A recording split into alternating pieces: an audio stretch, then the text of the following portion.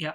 So in today's session, we are going to discuss the timing arcs in sequential circuits. In previous session, we have discussed the timing arcs and the uniqueness in combinational circuits. Now we will discuss the timing arcs in sequential circuits. We will discuss the timing arcs in sequential circuits. Okay. So as we have discussed in our previous session, what is meant by timing arc? Basically, the timing arc gives a relation between the input and output pins of a sequential circuit, or it is also gives a relation between the it also gives the path transfers by the signal from input to output of a combinational circuit or a sequential circuit that we have discussed, right? I hope do you remember you remember about this concept now. So coming to the timing arcs of sequential circuits, we have basically four type of categories we will discuss in this. So first type of category.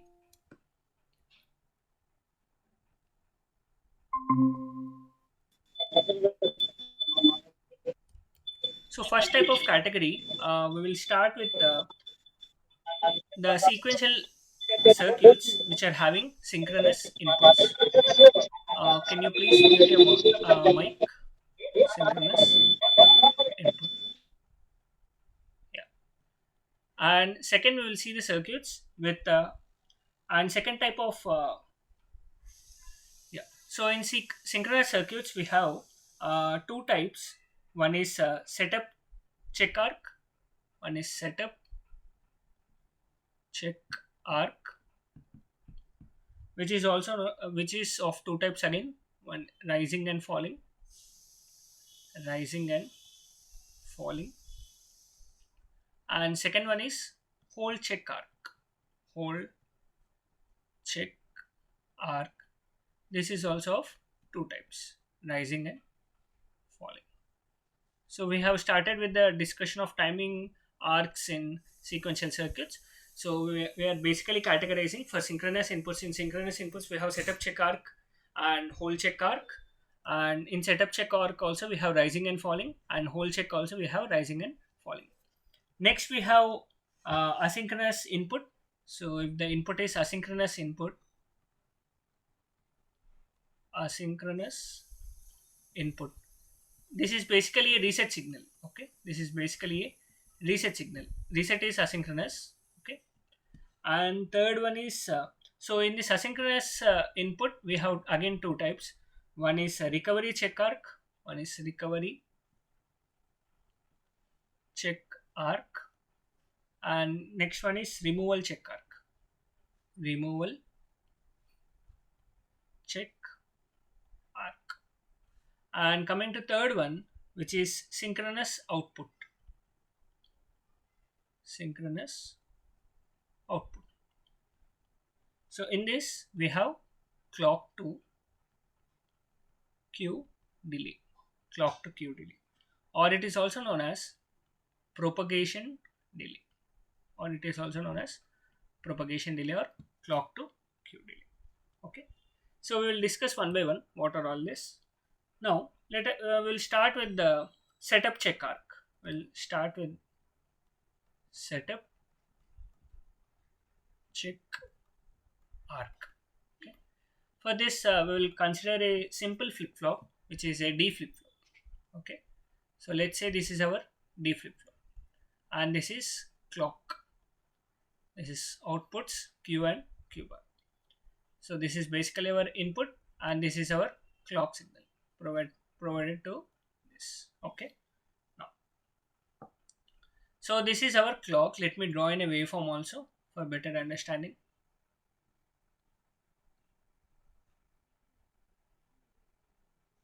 So these are the positive edges of the clock,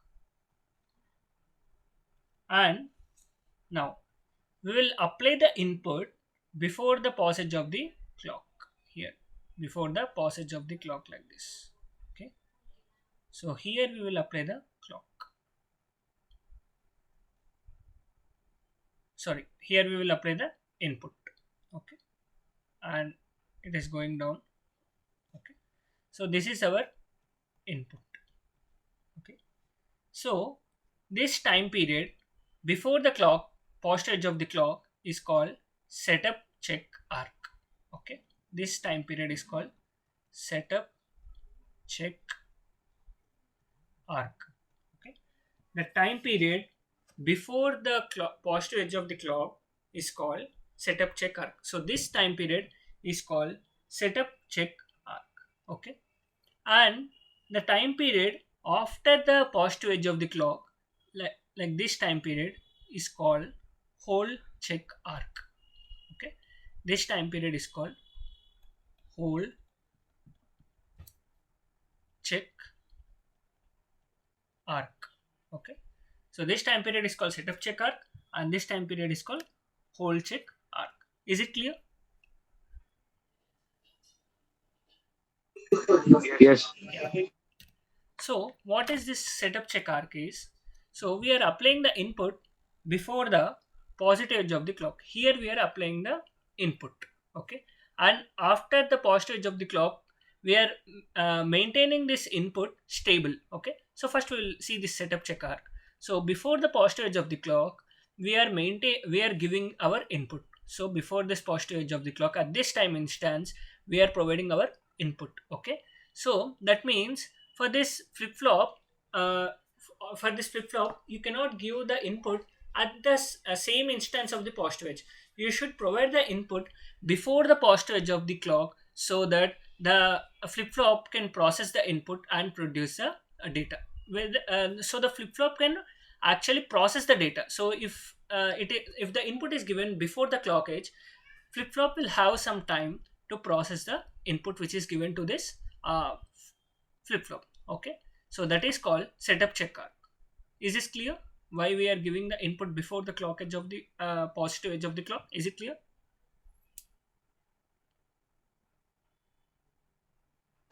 Yeah. Yeah. And coming to this whole check arc, what we are doing, we are maintaining our input after the positive edge of the clock also. But here you can observe, we are not making our input immediately. We are not changing our input immediately at the positive edge. Here we can observe, here we are not changing our input immediately at the positive edge of the clock. We are maintaining our input for some instance of time. That is called whole check arc, or it is also known as whole time requirement. It is also called as whole time requirement, and this is also called as setup time requirement. So this check is called as whole check arc. So for the flip flop to process that given input, so it should we should maintain our input for some amount of time. This amount of checking is called whole check arc. Is it clear?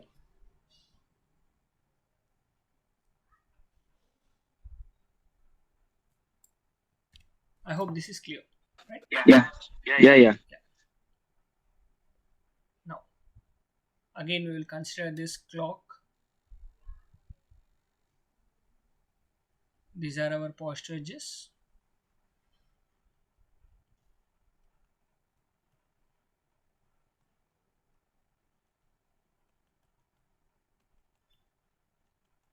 I'm considering still D flip flop only. This is our clock and this is our input D. So here I'm providing my input, and here I'm making the transition. So at output, what I expect is I will get the output here only where my input is changing. But practically speaking, the output will be get delayed for some amount of time. Okay, so this much amount of time it will get delayed. Okay, so this amount of time, the delay in the amount of time for getting our output is called clock to Q delay. Okay, clock to Q delay. Okay, that is, we will not get the output at the same instance where we are applying our input. Our output will be get delayed for some amount of time. That amount of time is called clock to Q delay. Is it clear? Yeah. Yeah. So these are the setup check arc and whole check arc. Now next we will see recovery check arc and removal check arc. Okay, so first we will see recovery check arc.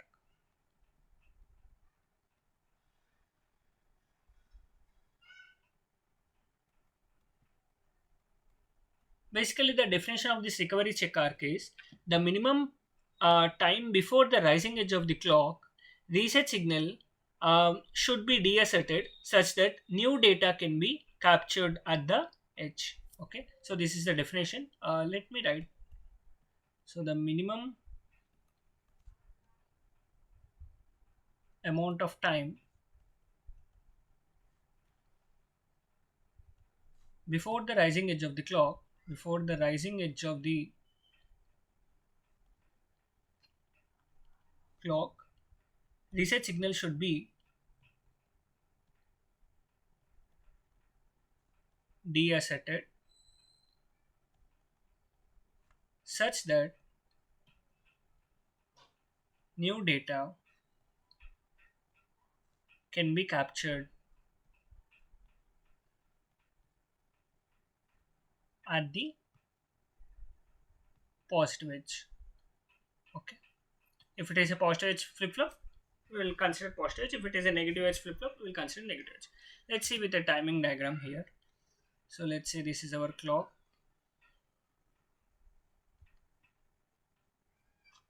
These are the positive edges. Okay. Let's say this is our reset signal. It is high up to this, and we are making it 0 like this. Okay. So we are applying data at the positive edge. Let's say we are applying data here. Okay. So we are getting data after some delay. This is our reset signal.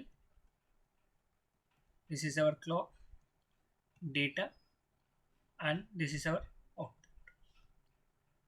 So this time period is called recovery check arc.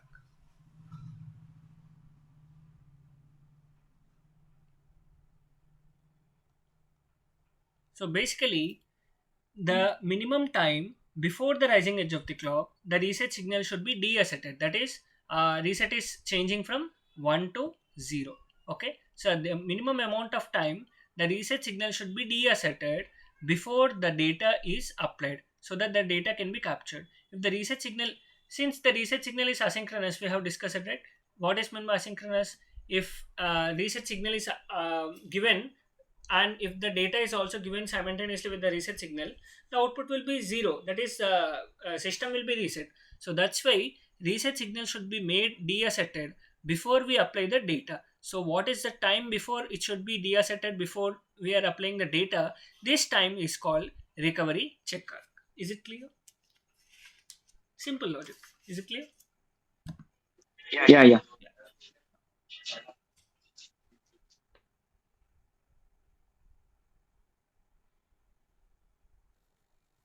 Now,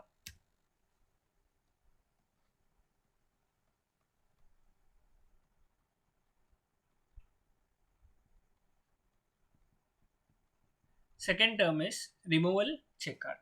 So I will write the definition for this also. So it is the minimum time after the positive edge or after the rising edge of the clock, the reset signal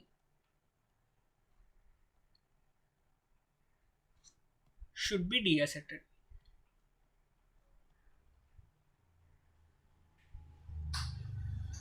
So that output, that is q is equal to 0. This is our output. Okay, so this is the definition of removal check arc. So what is this removal check arc? Let's understand with a timing diagram. So let's say this is our clock.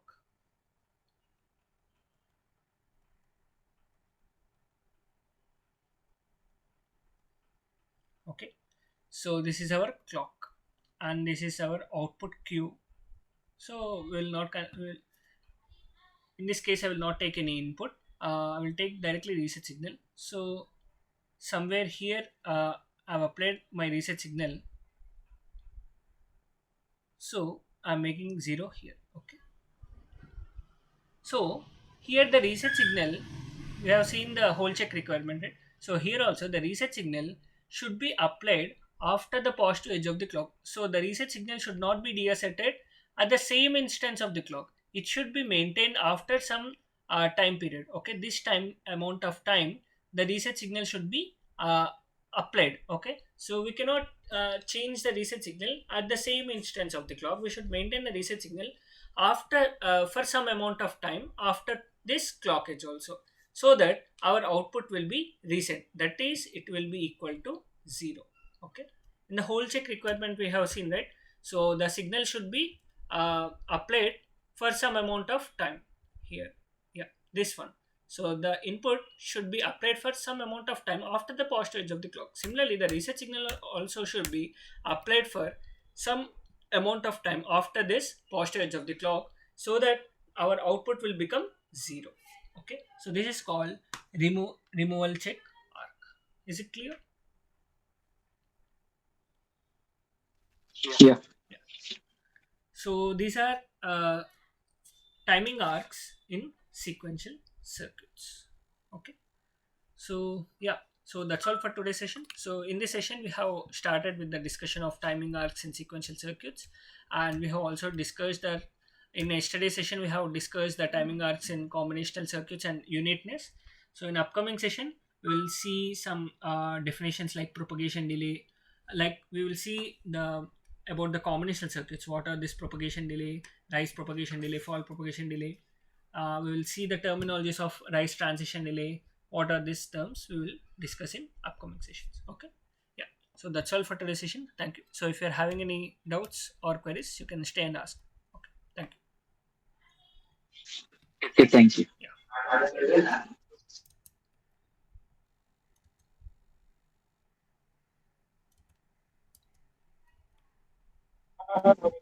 Yeah.